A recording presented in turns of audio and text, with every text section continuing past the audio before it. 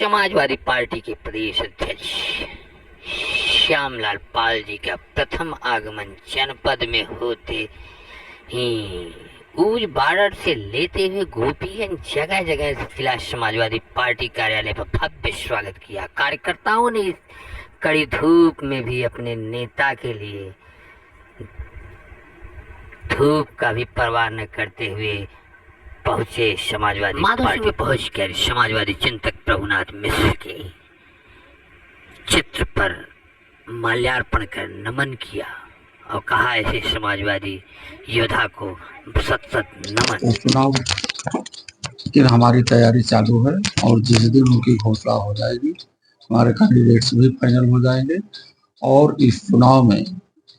मैं बहुत दावे के साथ कहता हूँ 100% सीटें समाजवादी पार्टी की हैं।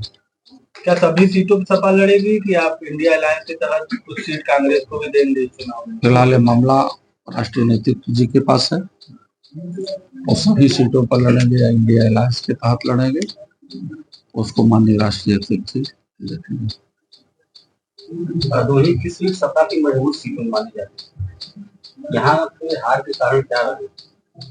हार का कारण समाजवादी पार्टी की सीट है और समाजवादी पार्टी की आज भी सीट है क्योंकि टीएमसी के कैंडिडेट थे और वो चुनाव चिन्ह जो है हम लोगों के लिए बहुत गड़बड़ कर गया है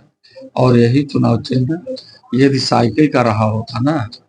तो निश्चित रूप से यहाँ त्रिपाठी जी कम से कम 50,000 से अधिक वोटों से जीत करके देश की पार्लियामेंट में जाते। चुनाव चिन्ह आप भी मानते हैं चुनाव चिन्ह से ही हार हुई? हाँ, चुनाव चिन्ह से ही हार। लेकिन गठबंधन में शासित करते हैं सपा को भी तरह सपा के वोटों का आप आकलन कर लीजिए, जहाँ सपा की वोटें हैं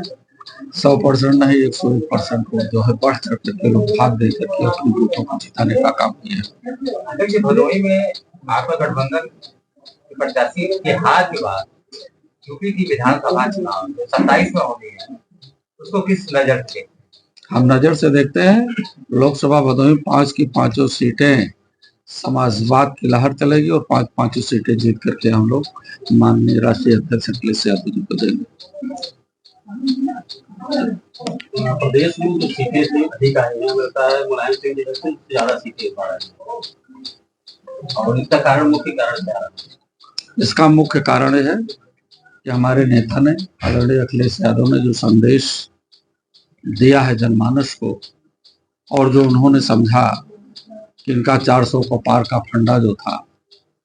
संविधान बदलने का था और इसका संघर्ष माननीय राष्ट्रीय अध्यक्ष अखिलेश यादव जी ने किया और लोगों को बताने का कार्य किया कि इस देश से जब भारतीय संविधान खत्म हो जाएगा, समाजवाद खत्म हो जाएगा, लोकतंत्र नहीं बचेगा तो ना तो पंचायत का चुनाव होगा ना तो एमएलए एमपी का चुनाव होगा। तो जो राजशाही व्यवस्था इनकी थी, राजतंत्री व्यवस्था थी, जब राजा रानी के ही पेट से पैदा होगा जिसको बाबा साहब डॉक्टर अम्बेडकर जी ने समाप्त किया है तो उसको जिंदा करने के लिए माननीय राष्ट्रीय अध्यक्ष जी को मैं बधाई देता हूं और बधाई देता हूं इस देश के तमाम मतदाताओं को, मुख्य रूप से उत्तर प्रदेश के मतदाताओं को। उन्होंने इतना बड़ा संघर्ष करके अपने बाबा साहब के मंसूबों को पानी नहीं फिरने दिया, लोहिया जी की विचारधारा को जन जन तक पहुंचाने का कार्य किया और नेताजी ने जो कार्य किया है जनहित में, किसानों के लिए, नौजवानों के लिए, महिलाओं के लिए जो सम्मान दिया है उसको हमारे लोगों ने जन जन तक पहुंचाया और माननीय राष्ट्रीय अध्यक्ष अखिलेश यादव जी की बात को मान करके इतना जबरदस्त वोट दिया है तो उत्तर प्रदेश में 37 सीटें लाई, 7 सीटों पर बेईमानी भी किया गया। इस प्रजातांत्रिक व्यवस्था में इनकी जो गुंडागर्दी चली है वोटों के बारे में, सभी सीटें लगभग 4-5 बजे तक जो है घोषित हो गई, लेकिन हमारी 7 सीटें ऐसी रही कि इनकी घोषणा हार या जीत 9 बजे रात, 10 बजे, 11 बजे रात तक किया जा रहा है। जो सीट हमारी 30,000 से आ रही, जैसे बलिया में सनातन पांडे जी की रही, उसको हरवाया जा रहा था सलीमपुर में। इतनी अच्छी सीटें, कई जगहों पर मतगणना भी नहीं कराई गई ईवीएम मशीनों की, जैसे अलीगढ़ है, मेरठ है, फर्रुखाबाद को जबरदस्ती ऐसे ठेल पे करके लोगों ने हरवा दिया, फूलपुर में हरवा दिया। ये तमाम सारी चीजें हैं। अब वो मुहिम आगे नहीं चल पाएगी और हमारे सभी कार्यकर्ताओं ने जम करके जो है वोटिंग के दिन संघर्ष किया है और लड़े भी हैं, लेकिन अब शासन तंत्र के सामने नहीं चल पाई कुछ सीटों पर।